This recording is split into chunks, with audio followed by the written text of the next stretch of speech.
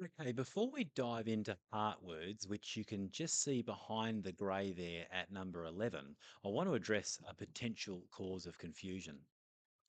On the lesson plan outline, you'll see that words to read and words to spell come in at points 9 and 10, just after the new teaching point. And you might be wondering, why are we going on to heart words when we haven't done words to read and words to spell? We actually have done a module on words to read and words to spell. So we've actually covered how to do the teaching of that part of the lesson. So, words to read and words to spell actually happen twice in a Playberry Laser lesson. Once with review words before the new teaching point, and then again with new words that contain grapheme phoneme correspondence from the new teaching point. So, to help you make a little more sense of this, if it's not making sense, move your eyes over to those red and green blocks on the right hand side of the phonology lesson outline.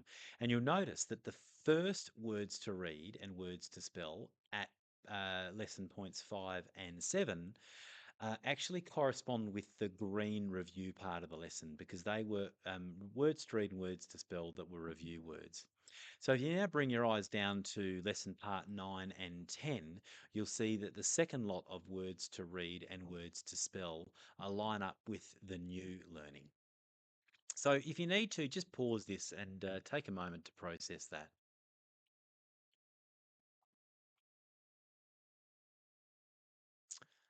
Okay, so now with that sorted, let's get into the heart word part of a Playberry Laser lesson. So heart words are it's a common term given to words that don't follow highly predictable grapheme phoneme correspondences. Now I'm going to spend a little bit of time, if you'll indulge me, unpacking exactly what a heart word slash irregular word is. Because heart words are often confused with sight words, which are in turn often confused with high frequency words. And it's really easy to get ourselves into a jumble when trying to work out what's what. So let's dive in and pull apart what we're actually talking about when we use the term heart words or sight words or and high frequency words, because they are all in fact different types of words but with some crossover. So if you've been teaching for long enough, you will remember a list of words that were called the Oxford Sight Word List. Now, when these first came out, junior primary teachers would send these home on cards, hoping that with enough practice with parents at home, littlies would learn to read these words on sight and maybe even spell them. Now, this tend to work out for some students, but back then, teaching of reading and spelling wasn't aligned with a very structured approach to literacy with an emphasis on phonics. So this approach was, like I said, worked kind of for some, but for a lot, it didn't work at all, especially those kids with reading difficulties. Now, this was, of course, well intentioned, and we all thought this was best practice. These words, after all, are the words that appear most commonly in the texts that developing readers read, and they make up about 50 to 80% of the words that students encounter in these texts. But you can see that I've put a red dash through the word sight in Oxford Sight Word List, and here's why. In the reading research, the term sight word actually refers to any word that a reader can instantly identify at a glance or on sight. So a sight word is a word that a reader instantly recognizes in about, 150 to 300 milliseconds, which means recognizing a word that is a sight word feels instantaneous to the reader. Now, when a word has been stored in the brain as a sight word, its pronunciation and its meaning jump immediately to mind at a glance. There's no need to decode a sight word because the brain has already stored it as a complete unit. And the average literate adult has somewhere between 30 and 70,000 of these either complete words or word parts stored in their sight word memory. So, of course, widely read avid readers will have more than 70,000, and developing readers and struggling adult readers, will probably have less than 30,000.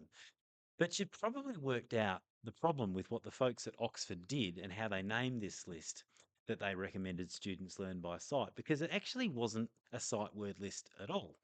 Because what might be a sight word list for you might not, sorry, what might be a sight word list for you might not be a sight word list for me. So, if you think about it, let's just say we compare the sight word bank of an orthopedic surgeon who will be reading texts with those words, those medical words with their Latin and Greek roots, and will have orthographically mapped them, compared to, say, a banker who will be reading words that come from the finance realm. So, this orthopedic surgeon and this banker will have completely different sight word banks. Inside that 30 to 70,000 stored words, there will be a real variation if you compare them. So the words and word parts that each of us have stored in our sight word bank does depend on the words that we've been exposed to and have stored through this process called orthographic mapping. So what the good folks at Oxford were calling a sight word list was in fact a high frequency word list, and that's why I've changed the heading at the top there. Now, high frequency words can be completely regular, right? With completely predictable grapheme phoneme correspondences. Words like big and play and can and like. But a high frequency word list will also contain lots of irregular or heart words like said, does, was, and because. And these contain obviously far less grapheme phoneme correspondences, and when being decoded, if you didn't know how to pronounce them, you'd get some really interesting words. Now, students do have to just practice reading and spelling with these irregular or heart words to get them locked in.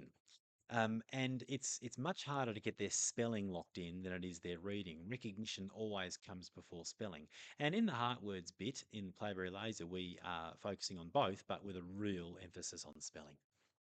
So now you can see why these words are called irregular words. And when I say these words, I'm talking about the ones next to the heart on screen there. They're called irregular words because they contain a grapheme phoneme correspondence, usually just one, that is irregular. So they get their nickname heart words in many programs because the idea is students have to learn them by heart. Now, if you go down the rabbit hole of why irregular words do have these irregularities in their spelling, you find yourself in really cool corners of the English spelling system like morphology and etymology. Every irregular spelling word does have a historical reason for the existence of that irregular spelling. For example, if you have a look at the word said, the reason for that irregular A in the middle of it is because the fact is said is the past tense of say. And if you can get in your mind's eye the spelling of say, you can see the A right in the middle of it. And that letter A was kept in said to show that said actually relates back to say, even though it's pronounced et. Okay, so now if you dig into this, it's probably a little bit more complicated, but when looking at the word said and its SAID spelling, that's probably all a 6-year-old needs to know. But ironically, we don't even go there in our slides for said. You can tell that story if you think it'll help your kids, but we just get our kids to use the arm spelling, the arm letter tapping routine to lock in said, and you'll see this routine at work shortly. So the takeaway for you, thank you again for indulging me here. The takeaway for you is that irregular words and sight words are different, but irregular words can grow up to become sight words for a reader and a speller once they've had enough practice decoding them and spelling them. And it's also worth pointing out that even the most irregular words will still have in them completely regular spellings or grapheme phoneme correspondences. So really, there's no such thing as a completely irregular word. Aha, you're looking at that word and going, yeah, Bill, that is really irregular. So the word is, of course, yacht. If we were to decode it, we'd probably say yacht, wouldn't we?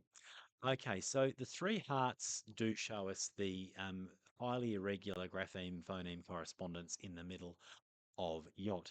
But if we do a quick grapheme phoneme map, we can see that the three phonemes, ye, o, out of those three, two of them are completely regular. That's one and three. The Y spelling ye and the T spelling t, completely regular. The only thing that throws us off is that ACH spelling of o in the middle. So let's have a look at yacht as a fraction. Yacht is actually 2/3 regular.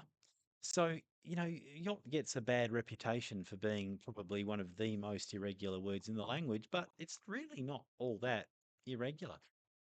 So in a moment, I'm going to take you through the teaching slides, the new teaching slides for the for the heart word yacht. But before this, let's step back and have a look at the heart words in the Playberry Laser lessons just from a little bit of a broader view, because we've made some really big changes to how we present our heart words to help you bring more explicit teaching to the spelling of the heart words.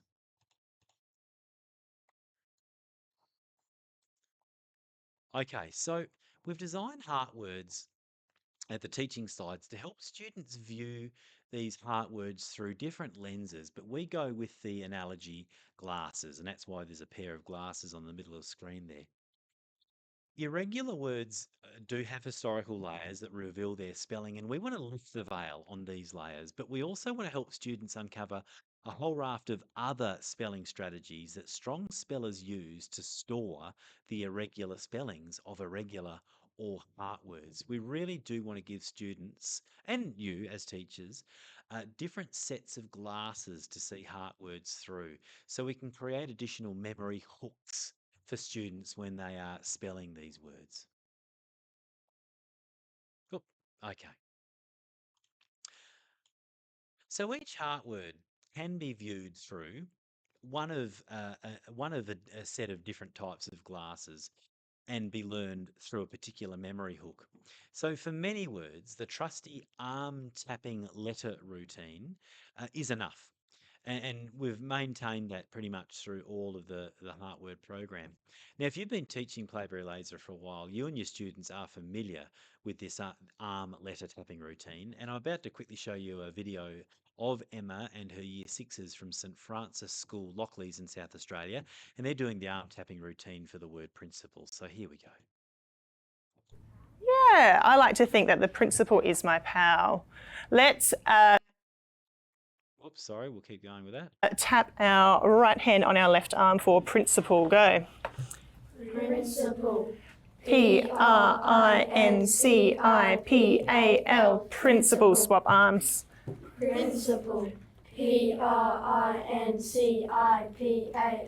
Principal. Let's write it down. Slow it down slightly. So we've kept letter name arm tapping as ground zero for heart words in our system. We've certainly not jettisoned it, and it is in the sequence for the majority of heart words. Learning the letter sequence, like you saw Emma's students doing with the word principal there, while tapping downward on the arm, does build an auditory and kinesthetic memory trace. You'll remember your learning of VAK, which is multisensory learning, in a previous module. Now, the thing about the arm letter tapping routine or the syllable tapping routine, which we'll look at in a minute, the thing about these is they do have to be done correctly, otherwise they're just a waste of time. When heart words have been encoded and practiced with the arm tapping routine, you'll see students silently start to tap their arm when they retrieve, when they're trying to retrieve the spelling of heart words when they're writing independently. This is really good evidence for the fact that arm tapping is really effective.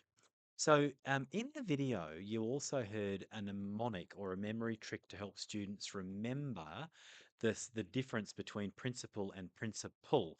So I've just darkened out everything on the right except that little memory hook where you can see my arrow. A principal is the leader of the school. They are your PAL. So the PAL link helps students work out which principal we're talking about, which is different to the other principle, which is the PLE ending principle, like in I'm going to stick to my principles.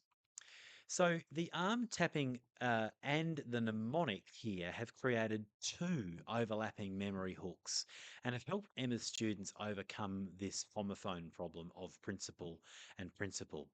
For many words, tapping syllables instead of tapping individual letter names and pronouncing those syllables in spelling voice can be really helpful. And well, in other words, you'll see a combination of letter name tapping and syllable tapping with spelling language working. So you'll see that we've recommended which of these tapping approaches that we think works best for each heart word. Okay, so on screen there, you can see one of the teaching slides for the word camouflage. So here what we get students to do is to actually tap out the syllables. But as they tap out the syllables, they pronounce these syllables in spelling language. So I'm about to show you a little video of me demonstrating this because it's just far easier to show you. So I want you to just have a look before I play the video, and I'm circling it with my mouse here. You'll see the syllables are to be pronounced cam, owl, flag, e, which sounds nothing like camouflage because it's spelling voice. But when we can remind ourselves that camouflage is spelled cam, owl, flag, e, this and tap it down our arm, this can be really helpful. So here I am demonstrating this. Camouflage. Cam our flag E. Camouflage. Camouflage. Cam our flag E. Camouflage. Camouflage. Cam our flag E. Camouflage. And then they write it. Okay. So we've just seen again two overlapping sets of glasses, if you like, to help students deal with the word camouflage. They did syllable arm tapping, but at the same time they pronounced those syllables in their spelling voice and over articulated those spelling irregularities. Now we're going to have a look at an example where we teach the spelling of yacht. I told you it was coming, didn't I? Okay, so on screen we've just seen one of the teaching slides for yacht. So drawing on the letter arm tapping routine, we do that with yacht like we do the other words. But yacht, we also add in a little history of why we've got that ACH in the middle. So yacht has a historical or an etymological story around it. Okay, now we also, before we go into the teaching of yacht, we also do this history piece with Wednesday. There's another example, Wednesday having that D from the Germanic god Woden. So as well as arm tapping, we can and pronouncing Wednesday, we can also, if we can think about Woden's Day, that helps us with that D. Also, two other examples have just come up on the screen. The irregular word yoke gets its silent L from the fact that yolk is yellow, believe it or not. So that's where the L comes from. And if you move your eyes across, we have another word with a silent L, folk, and folk is related to the word fellow. So they've kept the O, yeah, sorry, the L in folk, even though it's not pronounced to go its link to fellow. Okay, so here is yacht. I promised yacht. We're doing a lot on yacht today, aren't we? Now, like with many heart words, when we are spelling yacht, we are going to focus in on its phonological properties there. But before we do it, before we get there, let's just start at the very top of the slide. So as a teacher, you will say to your students, this is the word yacht. And you can see a little sentence there, and we've got a little sentence for all of our words to help with meaning. And our sentence here is, it is fun to sail on a yacht. Now your students can probably read that. That's fine. You can set them on that. But then it's back to you doing the teaching, and you'll tell your students that yacht has three phonemes. And then we get our phoneme fingers ready to do the segmentation. The phonemes in yacht are ye, o. Okay, so we do need to link to the phonology because getting that ye ot on its own is the only way we can orthographically map this. All right, now here's our etymology link. You can read on screen it says yacht is spelled differently because it comes from the Dutch word. Here's the pronunciation, yacht, which means a fast boat. So if you can get that yacht right, kids will start to cotton on to what the CH is doing there and what the A is doing there. But I'll go into a little bit more depth just for you because you might be interested. Now, yacht comes from, like the screen says, the Dutch word yacht, where that CH is pronounced in that phlegmy sound. I hope that came across the microphone. Um, a little bit more information. Yacht is actually short for yacht ship, meaning hunting ship or fast pirate ship. So you've probably already worked out that in Dutch, that CH is representing the phoneme, that really phlegmy phoneme, which actually is quite closely related to the phoneme of that we see spelled CH in English words like Christmas, Christ, and school. Now, the letter A is, of course, making the R sound in the Dutch pronunciation. Ja. But in English, however, we shifted the pronunciation of that A to the O phoneme, yacht, and the CH has fallen completely silent. Okay. So when English borrowed this word, it preserved its Dutch spelling, even though in our English pronunciation, we don't hear a lot of it. Okay, so that's what happens well, that's what English has done. When English spelling was standardized with all of these words from different languages, the decision was made to leave in letters that either gave a nod to the word's original pronunciation or its pronunciation in its homeland, um, or to give us a clue as to words that that word may be related to. For instance, like if you think back, the L in yolk being related to yellow. So those little tricks, those little silent letters and unpredictable grapheme phoneme correspondences are called etymological markers. And they don't, believe it or not, even though they create really weird spellings, they are actually there to help us work out where words are from and what other words they belong to. All right, so let's just go through the teaching sequence now. After that little bit of history or etymology around yacht, it's straight into the very predictable and familiar arm letter tapping routine. But as you'll see down at the bottom of screen, I'll just go back a bit, we take you and your students step by step through each of those steps to get this tapping routine right. We tell you how many times to repeat, and then we remind you that the writing needs to happen because without the writing, we do not get it into the hand. Whoops, gone too far. Okay. All right, so that's yacht.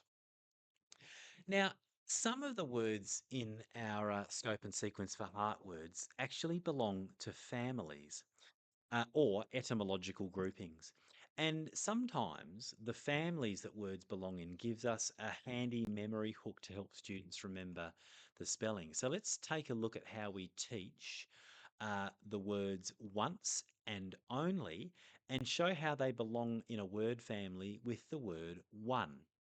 So we're going to look at word families now, which some of the words we teach with. Okay, so here's the word once being taught, and if we go right to the top left, we can see the writing. This is the word once. Students can probably read, it happened once and never again. Then, of course, we get into the phonology. Once has three phonemes. Let's get our phoneme fingers ready. W, n, s. Okay, all fair play so far. And now we explicitly point out what is irregular.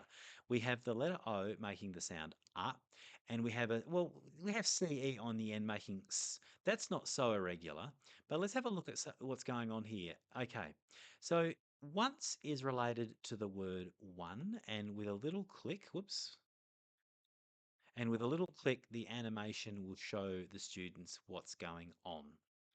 Okay. All right, and then once we've made that link to once being related to one, it's back into the meat and two veg routine of the letter tapping and then writing down in book or on whiteboard. Okay, let's have a look at the other word that's related to one, and that is only. So we start at the top. This is the word only. And then students might read, it happened only once and never again. We'll link with the phonology. Only has four phonemes on our fingers, O, N, L, E. And then we have, we're being told explicitly what's irregular. So we have that letter O at the start making the sound O. And that's a bit irregular because it looks like it should be a closed syllable. It looks like, well, it is. It's backing straight onto N, which should be only, but that's the first irregular bit. And then we have a Y on the end making E, which isn't hugely irregular. But anyway, let's get into the fact that only is related to one, and let's see what's going on here. So the ly, quite possibly a suffix, has come up and covered the e. So students then can clearly see that the on marks only's cousinship or kinship to one. And then again, straight into the arm tapping routine, and we take you through it, and students get it in the hand. All right, good. Okay, let's move on.